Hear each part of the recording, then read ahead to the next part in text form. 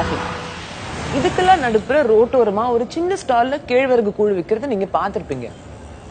ஒரு சொம்பு கூழுக்கு தொட்டுக்க மாங்காய் துண்டு, பச்சை மிளகா, சின்ன வெங்காயம், எலுமிச்சை ஊறுகாய், வறுத்த கருவாடுன்னு இத்தனை சைட் டிஷ் வேற. ஏற்கனவே அந்த கூழை டேஸ்ட் பண்ணவங்களுக்கு ஒரு 2 நிமிஷம் அப்படி எடுத்து குடிச்சிட்டு போலாமே அப்படின்னு முதல்ல தோணும். சில பேருக்கு இந்த மாதிரி தள்ளு வண்டியில விற்கிற கூழை குடிக்கிறது கொஞ்சம் கௌரவ கொச்சலா கூட தோணலாம். இந்த மாதிரி எண்ணம் நம்ம மனசுல ரொம்ப காலத்துக்கு முன்னாலே இருந்தே இருக்கு. அரிசி, கோதுமை இதெல்லாம் இருக்கும்போது எதுக்கு கேழ்வரகு, கம்பெல்லாம்? இந்த மாதிரி கம்பேர் பண்ணியே சிறுதானியங்களை நம்ம எளப்பமாவே பார்த்து பழகிட்டோம். டயபெட்டிஸ், சுகர்னு டாக்டர் கிட்ட போனா நல்லா கேழ்வரகு சாப்பிடுங்க அப்படின்னு ஒரு பிரிஸ்கிரிப்ஷன் எழுதி கொடுப்பாரு. நாமளும் குவாய்ட்டா கஞ்சி வச்சு குடிச்சிருவோம். அப்படின்னா சிறுதானியங்கள் உடம்புக்கு நல்லதுன்னு தெரியும். ஆனா கட்டாயம் வந்தா மட்டுமே சாப்பிடுறதுன்னு நமக்கு ஒரு பழக்கம். ஒரு காலத்துல இந்த சிறுதானியங்கள் தான் நம்மளோட உணவு தேவையை பூர்த்தி செஞ்சு வந்தது. ஆனா இன்னைக்கு உணவு பயிர்கள்னு சொன்னா முக்காவாசி மக்களை பொறுத்த வரைக்கும் அது அரிசியும் கோதுமையும் மட்டும்தான். இந்தியால இன்னைக்கு காலகட்டத்துல முக்காவாசி விவசாய நிலங்கள் வளம் குறைஞ்சதா தான் இருக்கு. நம்ம நாட்டோட மொத்த உணவு உற்பத்தியில கிட்டத்தட்ட 44% மழையை நம்பி விளையாடுறதுதான்.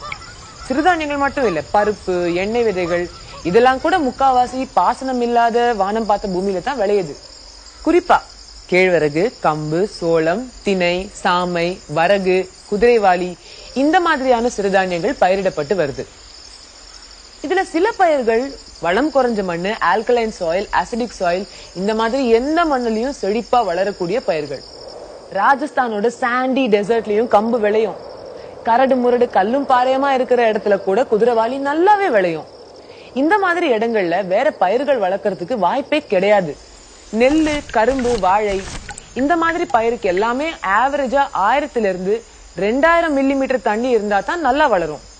ஆனா சிறுதானியங்களுக்கு 600 மில்லிமீட்டர் தண்ணி இருந்தாலே போதும், டக்குன்னு வளர்ந்துடும். கண்ணா பின்னான்னு செலவு பண்ணி உற்பத்தி செய்யற அரிசியிலையும் கோதுமையிலையும் சிறுதானியங்கள்ல இருக்கிற 30% ஊட்டச்சத்து கூட கிடையாது. நிஜமா சிறுதானியங்கள்ல வேற எந்த தானியத்தை விடவும் maximum quantities mineral, roughage, protein, iron, calcium, vitamins குவிஞ்சிருக்கு. கிராமங்கள்ல இன்னமும் சிறுதானியங்களை சாப்பிடுறவங்க இருக்காங்க. அவங்கள யாருக்கும் diabetes, kidney disorder, obesity, heart டிசீஸ்னு நோய்கள் வந்ததா புள்ளி விவரம் கிடையாது. இந்த தானியங்கள் நம்மளோட ஜீரண சக்தியை அதிகரிக்கும், உடம்பு வெப்பநிலையை சமநிலையில வைக்கும், தேவையில்லாத கொழுப்பு சேர விடாம நம்ம பாடியை டோண்டா வைக்கும். இவ்வளவு சத்து இருக்கிற உணவோட முக்கியத்துவத்தை நம்ம ஏன் மறந்து போயிட்டோம்? 1. 60களில் இந்தியால நடந்த பசுமை புரட்சி, அதாவது கிரீன் ரெவல்யூஷன். அந்த நேரத்துல உணவு பற்றாக்குறை இருந்தது உண்மை.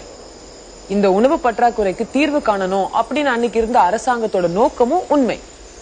ஆனா இந்த காரணங்களுக்கு ஒரு முன் யோசனை இல்லாம உடனே பிரச்சனையை தீக்கணும்னு அவசரமா எடுத்த முடிவு மாதிரி பசுமை புரட்சியை நடைமுறைப்படுத்தினாங்க. இந்த மாதிரி முடிவெடுக்கும் போது இந்த முடிவோட பின்விளைவுகள் என்ன அப்படின்னு அவங்க நின்னு யோசிக்கல. அதே போல அந்த சமயத்தோட உணவு பற்றாக்குறையை தீர்க்க வேற வழிகள் ஏதாவது இருக்கா, அதையும் அவங்க யோசிக்கல. 2. உடனடியா உணவு பற்றாக்குறையை தீர்க்கிற பேர்ல அரிசிக்கும் கோதுமைக்கும் மட்டுமே அவங்களோட முக்காவாசி கவனம் போச்சு. இந்த தானியங்களோட விளைச்சலை அதிகரிக்க புது பிரீடு விதைகள் வேற உருவாக்குனாங்க. அரிசிக்கும் கோதுமைக்கும் சாதாரணமாவே நிறைய தண்ணி தேவை. இந்த புது விதைகளுக்கு கேட்கவே வேண்டாம்ல. இந்த விதைகள் நம்ம சுற்றுச்சூழல்ல தானா வளர்ந்த விதைகள் கிடையாது, தயாரிக்கப்பட்ட விதைகள்.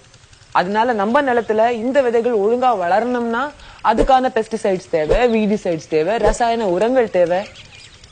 நம்ம விவசாயம் செய்ய ஆரம்பிச்ச நாள்ல இருந்து 60கள் வரைக்கும் யாரும் எந்த ரசாயன உரத்தையும் பயன்படுத்தி விவசாயம் செஞ்சதா சரித்திரமே கிடையாது. 4000 வருஷமா நாமளும் இதே நிலத்துல தான் விவசாயம் பார்க்கறோம். ஆனா கடந்த 50 வருஷத்துல நாம உரம் அப்படிங்கிற பேர்ல பூமியில போட்டிருக்கிற விஷம் கொஞ்சம் நஞ்சம் இல்ல.